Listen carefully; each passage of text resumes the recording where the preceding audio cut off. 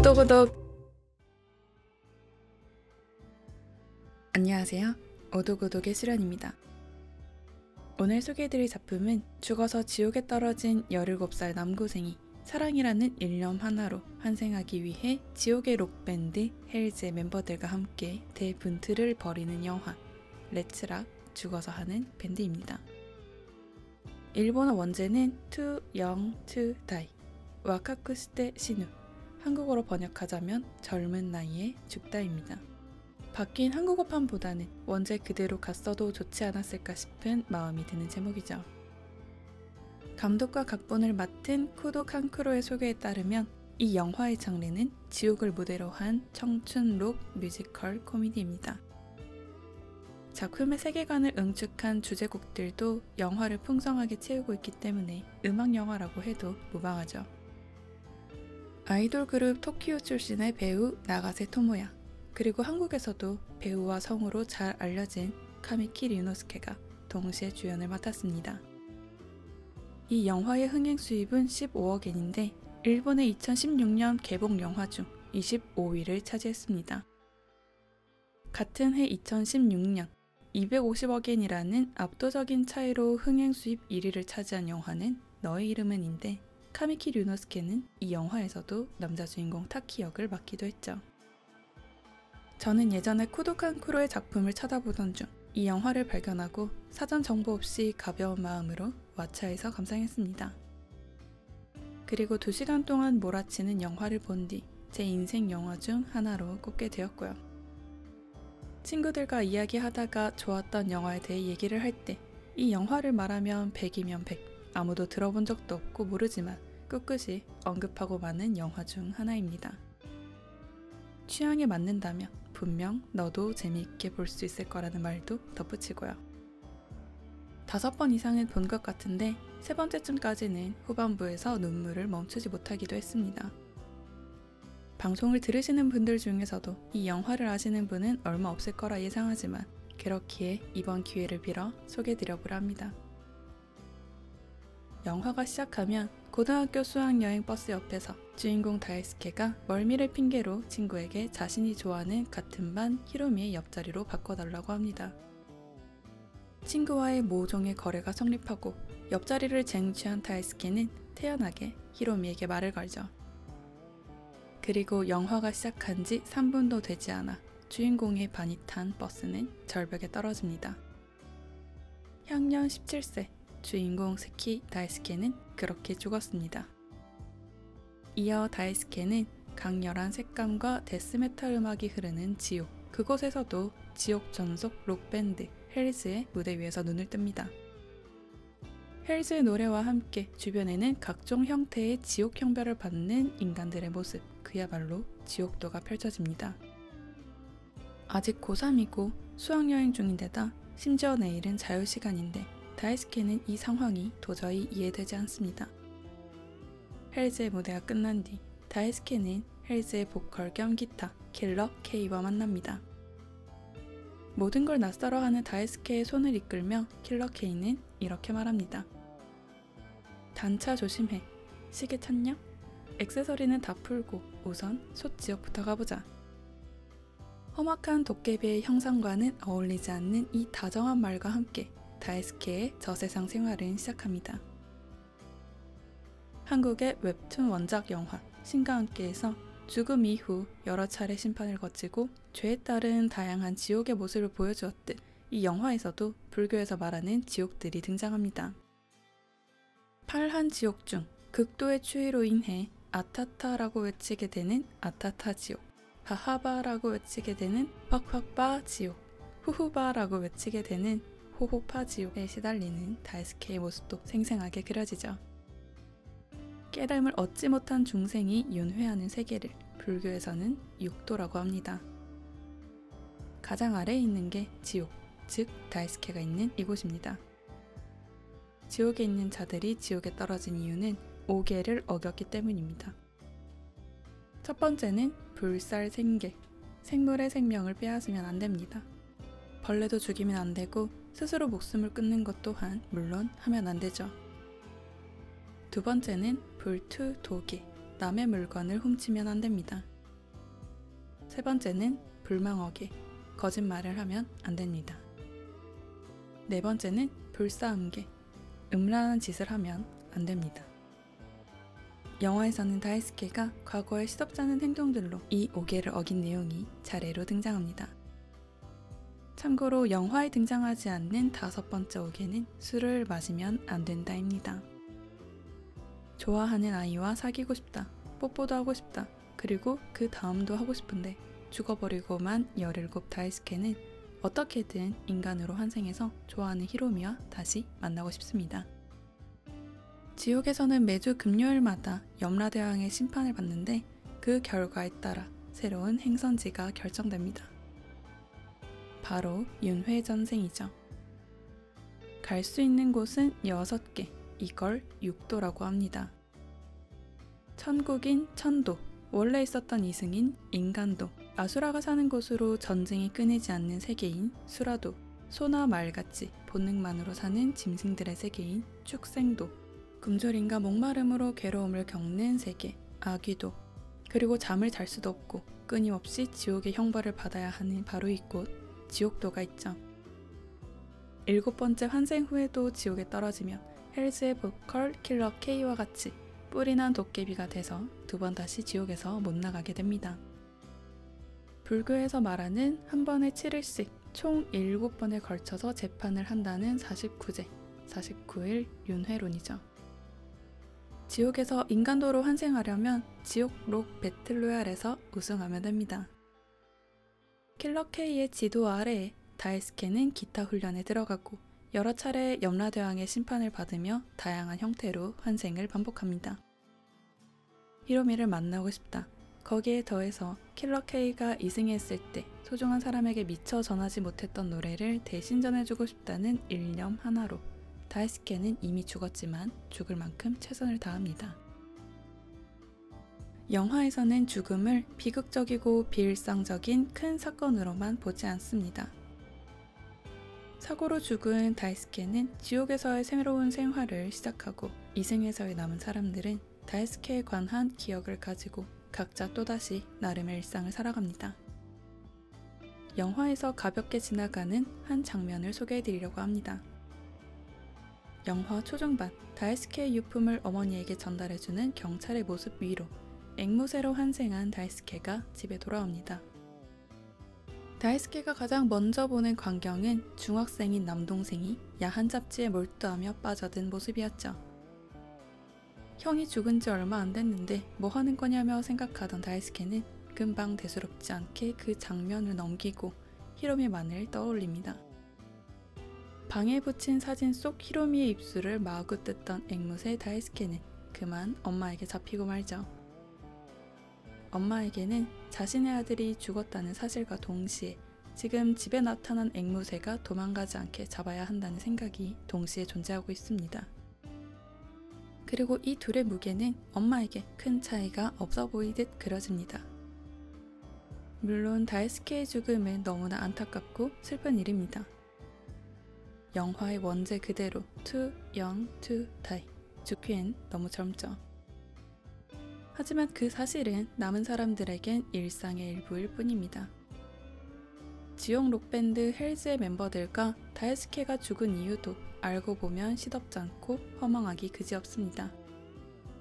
빈말로라도 의미 있거나 숭고한 죽음이라고는 할 수 없습니다. 이 영화에 등장하는 죽음들에는 그 어떤 비장함도 없습니다. 더 나아가 놀림거리가 되기까지 하죠. 지옥을 무대로 하며 이승과 저승, 천국과 지옥을 오가는 이 영화는 궁극적으로 어떻게 죽음을 끌어안고 다른 사람들과 함께 살 것인지에 대해 이야기합니다. 영화에서는 여러 형태로 환생을 반복하는 다이스케의 모습과 버스 추락사고 당시 생존해서 차차 나이를 먹는 히로미도 나타납니다. 히로미는 곁에 있던 다이스케가 갑자기 사라진 후에야 자신의 마음을 제대로 알았습니다. 하지만 없어진 뒤에는 아무 소용없었기에 그때 곁에 있는 사람을 소중히 하자고 결심했죠. 그렇게 결혼도 했고 자녀도 있습니다. 이번에 이 영화를 다시 보면서 좋아하고 안 좋아하고는 마음먹기에 따라서 어떻게든 되지만 죽으면 좋아한다는 말도 싫어한다는 말도 전할 수 없다는 히로미의 말이 새롭게 와닿았습니다. 개인적인 이야기지만 얼마 전 오랜 친구가 세상을 떠났습니다. 서로 알고 함께 보낸 시간이 긴 만큼 애증이 섞이기도 했지만 아끼고 걱정하는 마음은 변화 없었습니다. 다만 자주 봤던 예전에 비해 최근에는 바쁠 텐데 그저 잘 지내고 있겠지. 타이밍이 되면 또 다 같이 보고 매번 그랬듯 쿵짝을 맞추며 놀겠지 하는 마음만 가지고 SNS로 소식만 받아보며 만나진 않았습니다. 그렇게 만남에 대한 약간의 채무감만 지닌 나날을 보내던 중 세상을 떠난 지 꽤 지난 뒤에야 건너서 소식을 듣게 되었습니다. 곧바로 함께 친했던 친구들과 날을 잡아 추모공원에 다녀오며 생각도 못한 형태로 오랜만에 만나게 되었죠. 소식을 들은 날과 추모공원에 다 같이 가기로 한 날, 그 며칠 사이에는 영 좋지 않은 시간을 보냈습니다. 그나마 일상의 루틴이 저를 지켜주었지만 문득문득 죽어버린 친구를 두고 나 혼자 음식을 해먹고 운동을 하고 봄을 맞이해 핀 꽃들을 보는 게 의미가 있는 걸까 싶은 생각도 들었습니다. 내가 바뀌어도 지금 어떤 생각을 하고 어떤 일을 겪고 어떤 시간을 보내는지 말해줄 수 없이 그 친구와의 시간이 멈춰버렸다고 느꼈기 때문이었죠. 어떻게 해야 할지 모르겠는데 뭘 어떻게 할 수도 없었습니다. 좋아한다는 말도 싫어한다는 말도 모두 전해줄 수 없었죠. 그러다 친구들과 추모공원에 다녀온 그 날을 기점으로 죽음에 대한 무거운 마음과 아쉬움을 좀 내려놓을 수 있게 되었습니다. 다운된 모습이 아닌 만날 때마다 한결같았던 모습으로 떠들썩하게 다녀왔죠. 맛있는 음식도 함께 먹고 즐거웠던 추억을 말하며 지금의 이야기들을 신나게 나눴습니다. 그러면서 마치 히로미가 말했던 것처럼 곁에 있는 사람을 소중히 하자는 생각이 자리 잡았습니다. 혹시라도 언제 갑작스럽게 떠나게 되더라도 살아있을 때 잘할 거 하는 후회 없이 그 이별을 받아들일 수 있도록요. 이승과 저승은 죽음을 경계로 명확하게 구분된 것처럼 느껴지지만 다이스케가 환생을 반복하며 왔다 갔다 하듯 연결되어 있습니다. 또 다이스케가 죽었다고 해도 이승에 남아있는 사람들에게 다이스케의 기억이 남아있는 한 다이스케는 그들의 일부로서 존재하고 있다고 볼 수 있죠. 이런 불교적인 관점이 담긴 지옥의 모습은 죽음을 앞둔 사람과 죽음으로 소중한 사람을 떠나보낸 사람들 모두에게 희망과 위로로 다가옵니다. 영화에서 천국에 다녀온 이의 말에 따르면 천국은 너무 지루해서 죽어버릴 것 같다고 합니다.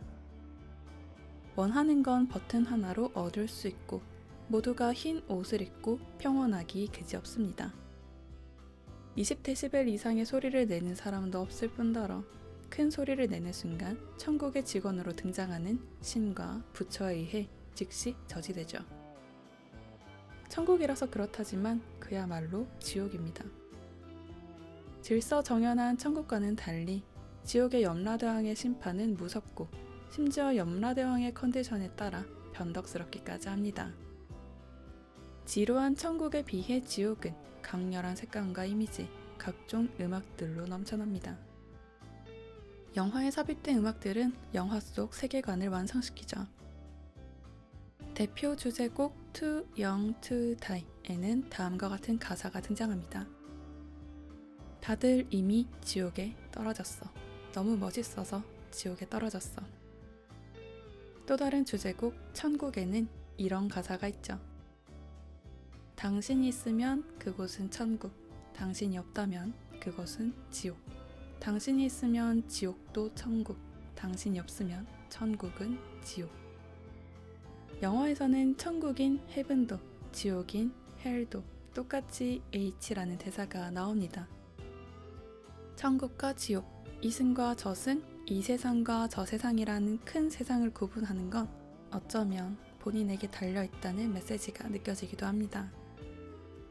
단지 짝사랑하는 여자애와 키스하고 싶다는 마음이 이런 메시지로까지 확장되며 삶의 에너지를 불태우는 전개가 자연스럽게 납득되었죠. 영화엔 허술하고 공상 맞기도 하고 시원찮은 데다 종종 맥 빠지게 하는 가벼운 인물들의 행동 대사가 등장하고 이입할 만한 인물도 없습니다. 다만 기세가 굉장하죠. 영화 중반에 등장하는 폭력적인 걸스 밴드인 데빌 헤러스먼트, 줄여서 데빌하라, 그리고 후반부의 지옥록 배틀까지 이어지는 강렬한 요소들 중간중간 등장하는 진지한 장면들 간의 낙차도 대단한데 마치 롤러코스터를 타듯 정신없이 이끌려갈 수 있던 영화였습니다.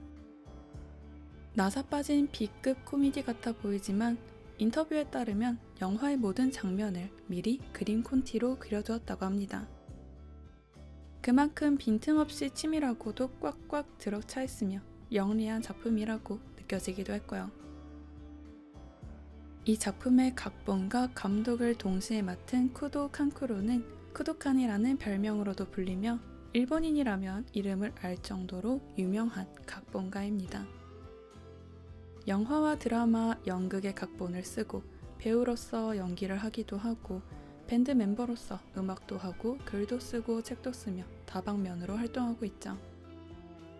1970년생인 그가 2000년에 각본을 쓴 드라마 이케부쿠로 웨스트 게이트 파크의 성공을 시작으로 이후에도 대부분의 작품이 흥행하고 작품성 모두를 인정받으며 고독한 마니아를 거느리게 되었습니다.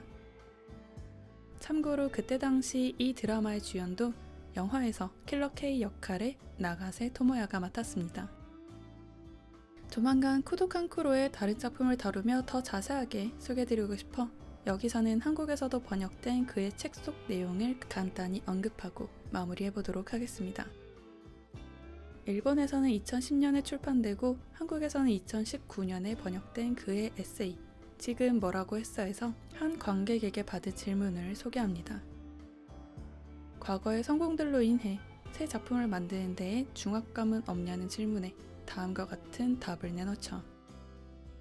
과거의 성공이 무거운 짐이 되어 내 어깨를 짓누른다고 한다면 이미 상당히 오래전부터 중압감하고는 인연이 없는지도 모르겠습니다. 왜냐하면 제 작품에 대한 평가는 언제나 찬반양론으로 갈리니까요. 다시 작품을 쓰다 보면 역시 찬반이 엇갈리는 작품을 쓰고만 해요. 찬반양론이 저를 불필요한 중압감으로부터 지켜주는지도 모르겠습니다. 이 영화에서도 찬반이 엇갈릴 만한 게 어떤 건지 쉽게 발견할 수 있습니다. 그럼에도 불구하고 제게는 코미디와 감동을 다이나믹하게 오가며 명확하게 그저 너무 좋았다고 말할 수 있는 영화 레츠락 죽어서 하는 밴드였습니다. 그럼 오늘의 오독오독은 여기서 마치겠습니다. 들어주신 여러분 감사드리며 오늘 방송에 대한 후기와 감상은 스포티파이, 애플 팟캐스트, 유튜브, 인스타그램과 X에 남겨주세요. 이상 일본 서브컬처로 오독하는 오독오독이었습니다.